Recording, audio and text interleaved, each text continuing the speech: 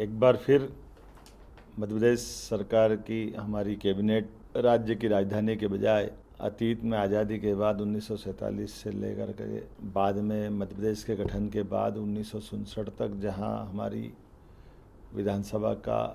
सत्र हुआ करता था, आधी गर्मी के दिनों की राजधानी हुआ करती थी, ऐसे ही पचमढ़ी पर हम एक बार कैबिनेट करने के लिए पुनः जा रहे हैं।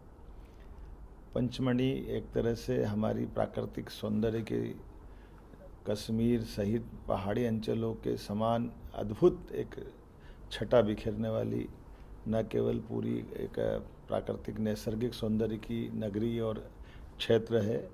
बल्कि उससे बड़ा बलिदान की दृष्टि से आदिवासी समाज का प्रमुख स्थान तात्या टोपे के साथ राजा भभूत सिंह के माध्यम से जो 1857 की लड़ाई लड़ी, उसके पहले 1819-20 में ठाकुर मोहन सिंह द्वारा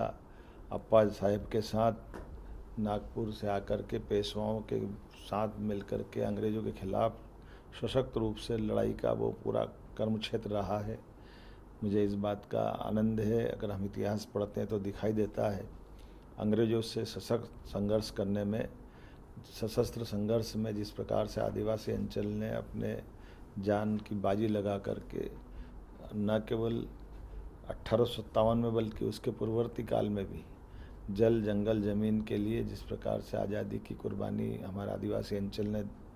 दी है, उसको समाज के सामने लाने के लिए, गौरवशाली पक्ष को लाने के लिए हमारी सरकार हमारे सभी क्षेत्रों में सदैव हमारे आदिवासी भाई बहन, अनुसूचित जाति भाई बहन और समाज के सब वर्गों का ध्यान रख रही है। एक तरफ हमने अपनी अहिल्या माता के लिए पिछले समय कैबिनेट की और उनके विविध कार्यक्रम किए, उसी प्रकार से हमने आदिवासी अंचल के लिए भी ये कार्यक्रम की रचना बनाई, जिसमें पहले चरण में हम कैबिनेट करेंगे, अगले चरण में हमारे विधायक सांसदों का 3 दिन का वर्ग भी पचमढ़ी में करने वाले हैं। इसके पीछे भाव इतना ही है कि हमारा ये खासकर यशस्वी प्रधानमंत्री का विरासत से विकास की ओर का जो संकल्प है वो खाली बोलने के लिए नहीं है, ये करके दिखाने के लिए। हम उम्मीद करते हैं कि हमारी उस भावना के आधार पर जहां हमारे जंगल वनों के वन्य जीव से आबाद हो रहे हैं, जब टाइगर से लगाकर चीते तक हमारे अपने जंगलों में न केवल फल फूल रहे हैं, ऐसे में आदिवासी अंचल ने वर्षों तक इस जंगल को सहेजने के लिए जो बलिदान दिया, मध्य प्रदेश की खूबसूरती के लिए बलिदान दिया, हमारा ये सारी आभा मंडल उसी के बलबूते पर है। तो हम राजा भभूत सिंह को भी स्मरण करना चाहेंगे,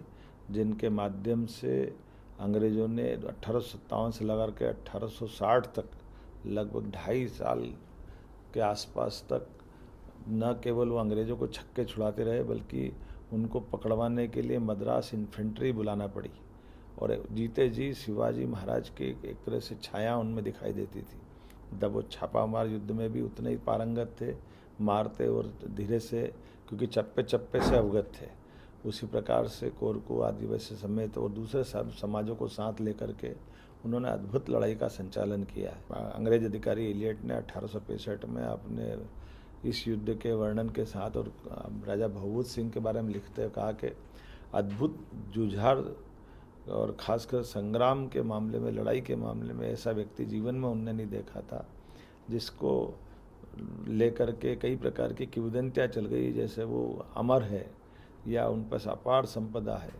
और किसी भी हालत में उनके लिए मनुष्य तो ठीक है, मधुमक्खियाँ भी छत्ते सहित बाहर आ जाती थी, जादू की तरह वो छिप जाते थे और वापस प्रकट होते थे। मैं मान के चलता हूँ राजा भभूत सिंह का कई प्रकार से आज़ादी के मामले में जो उनका बलिदान है, उसको स्मरण करते हुए हमारी कैबिनेट करने वाले हैं। आने वाले समय में सरकार जब सब क्षेत्रों के लिए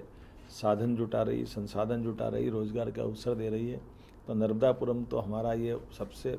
महत्व का इलाका है। ऐसे में हमने जब एक तरफ इंडस्ट्रियों की बाहर लाएं, दूसरी तरफ हम अपने इसके प्राकृतिक सौंदर्य के साथ राजा भभूत सिंह को भी स्मरण करने के लिए हम कैबिनेट कर रहे हैं। आइए हम सब उनके इतिहास को जानें और मध्य प्रदेश से देश और दुनिया का परिचय कराएं।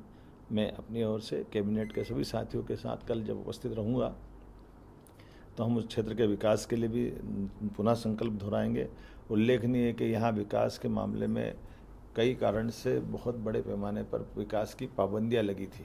हमने पिछली कैबिनेट में इस पाबंदियों को हटाने का निर्णय किया है और इस क्षेत्र के विकास की पूरी योजना बनाई है। निश्चित रूप से पचमढ़ी अपना अद्भुत सौंदर्य बिखारेगी। मेरी अपनी ओर से सबका स्वागत है।